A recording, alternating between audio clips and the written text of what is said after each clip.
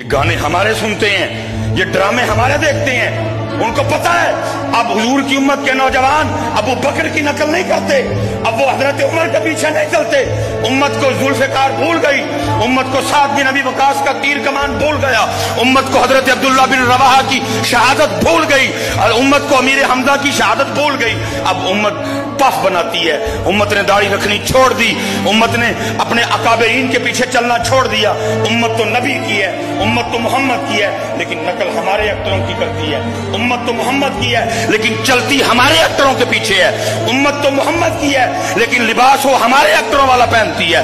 उम्मत तो मोहम्मद की है, लेकिन नकल वो हमारे अक्तरों की करते हैं। उम्मत तो मोहम्मद की है, लेकिन इनकी शादियों के रवाज हमारे हैं। उम्मत तो मोहम्मद की है, लेकिन इनके घरों में माहौल हमारा है। उम्मत को मोहम्मद की है, लेकिन मोहम्मद की उम्मत कुरान छोड़ चुकी है। अब वो यूट्यूब पे हमें देखते हैं, अब वो फेसबुक पे हमें देखते हैं, अब वो इंस्टाग्राम पे हमें देखते हैं, अब वो ट्विटर पे हमारे पीछे चलते हैं। तो फिर करो जो करो ना।